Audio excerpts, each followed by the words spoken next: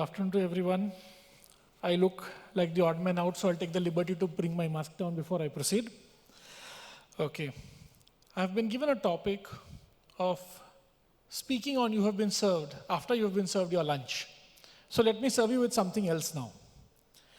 What should be done once you receive a legal notice?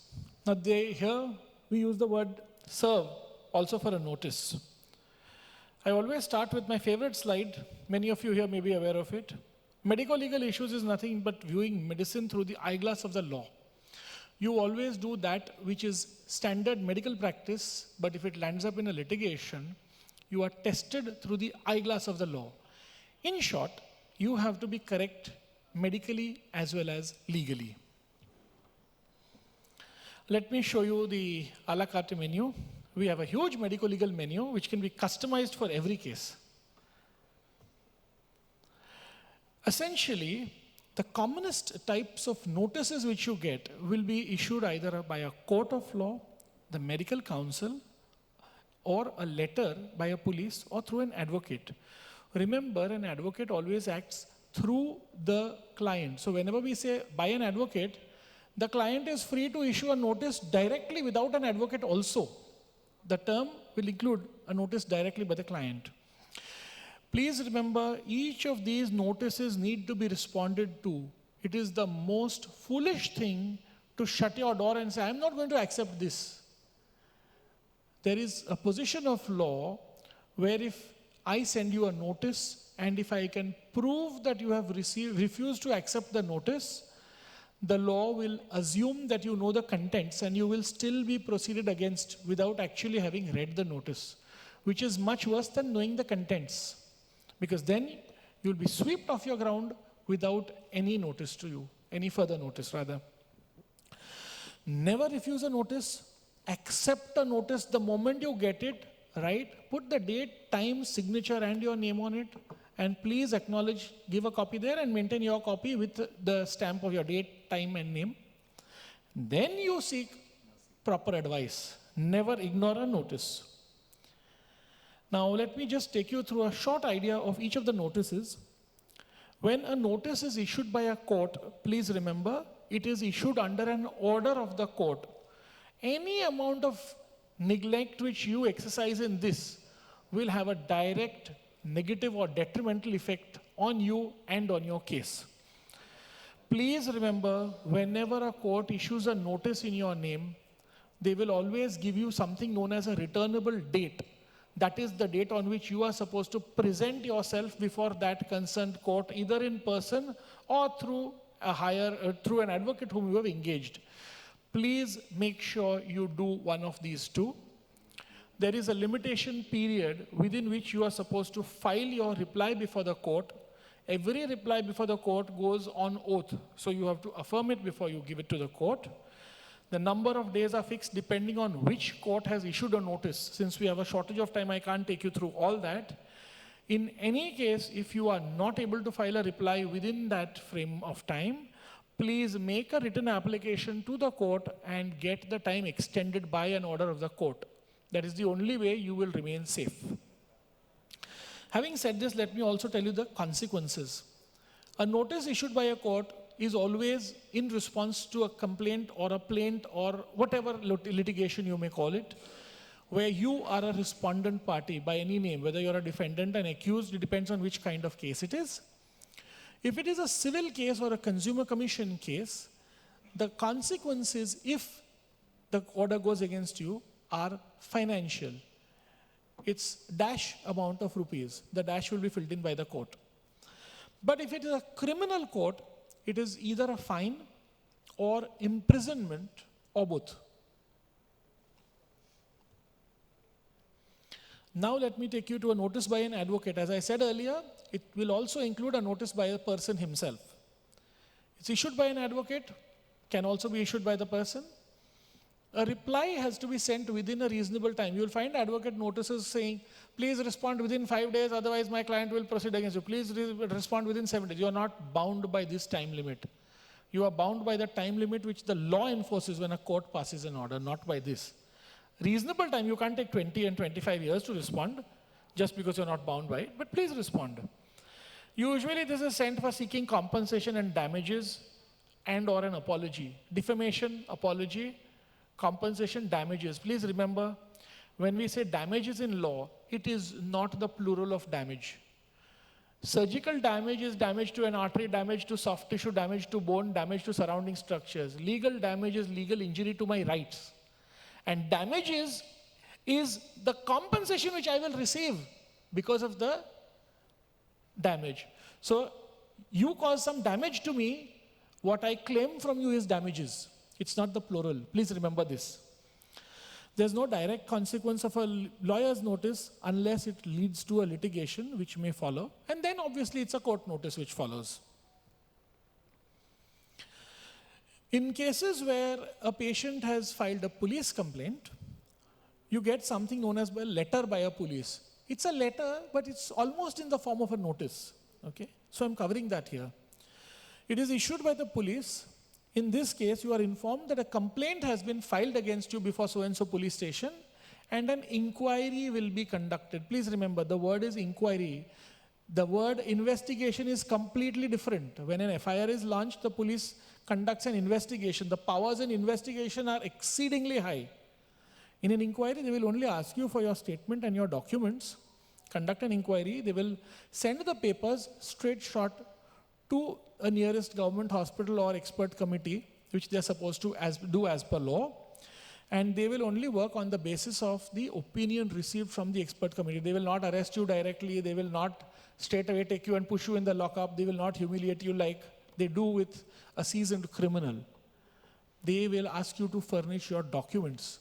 So when you respond to a police letter, please give your statement, write a letter back, respond to the letter, and submit all concerned documents, including the documents which are in your favor. Why should I give this right now? I'll keep this for the last minute as a surprise. Hukum ka ikka. In law, you're not allowed to take your opponent by surprise. So don't keep on the hukum ka ikkas. Play an open game. These are my evidences. I have not done anything wrong. Go and take an expert opinion. The cops will not even touch you.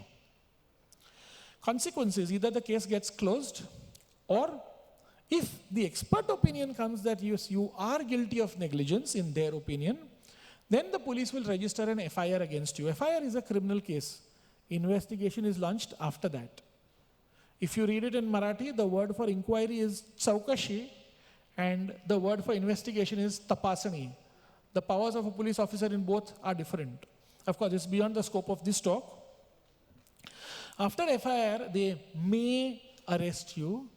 Please remember, you are not a murderer, a terrorist, or any seasoned criminal who is going to be kept in prison for unlimited number of years.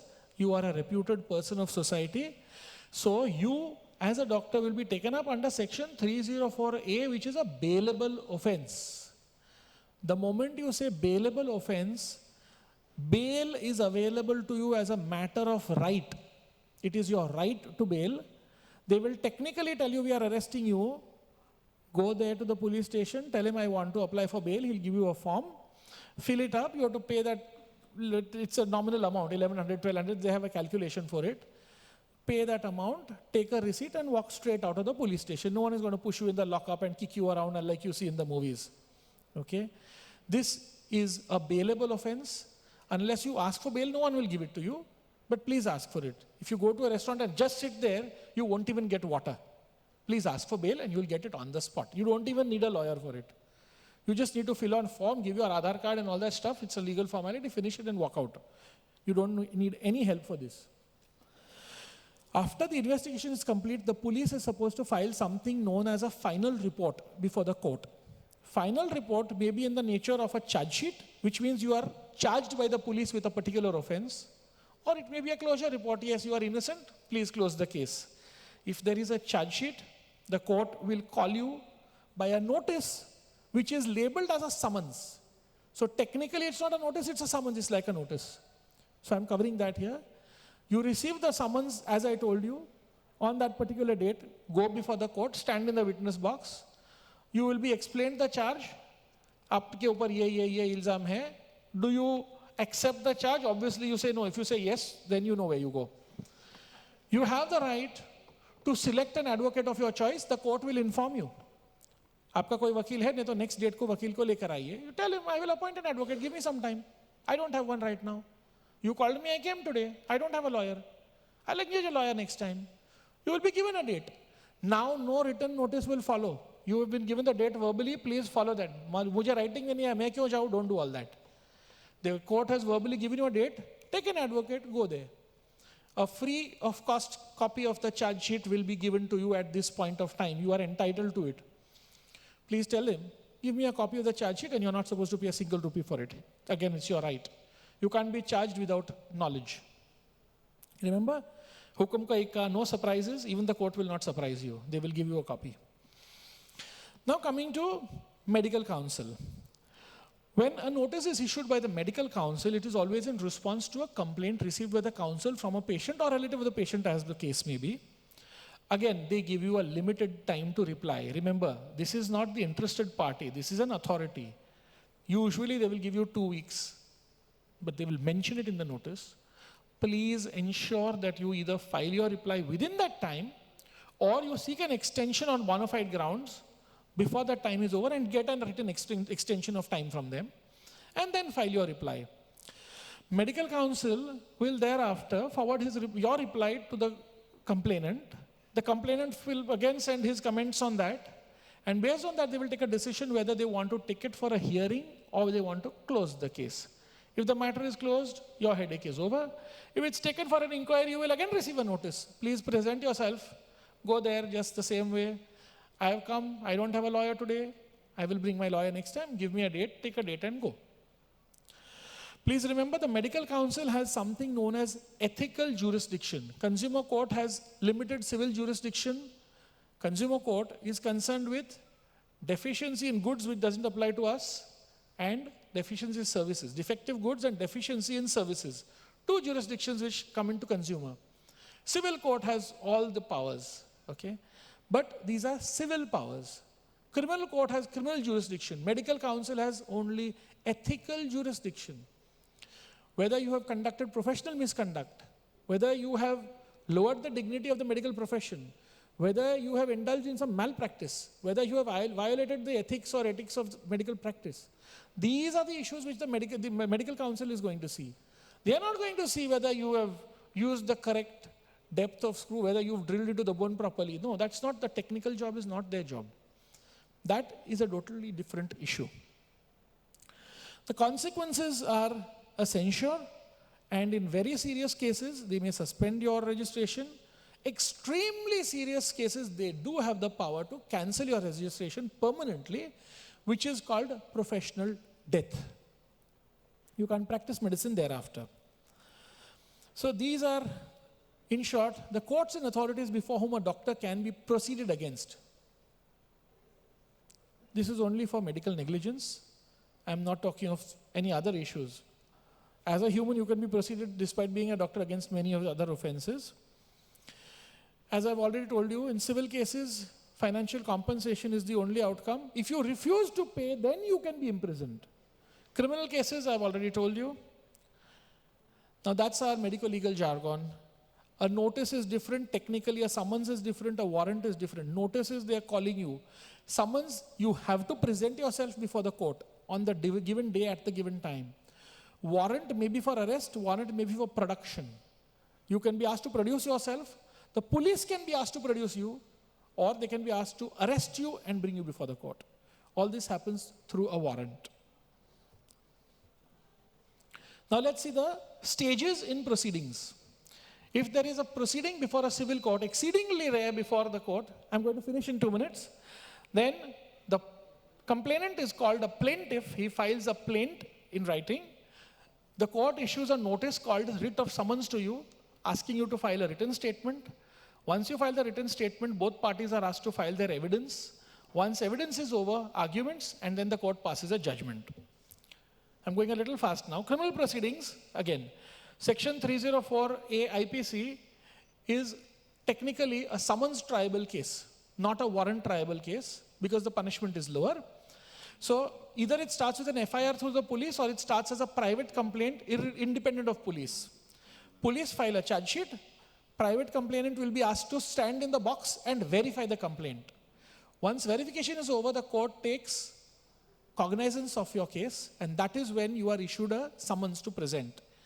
Next thing is you go in the box, you are asked, are you guilty or innocent? That's recording of your plea. Then follows evidence, arguments, and judgment. In consumer case, the case is called a consumer complaint. A notice is issued, you file a reply, that's a written statement, then evidence, arguments, and judgment.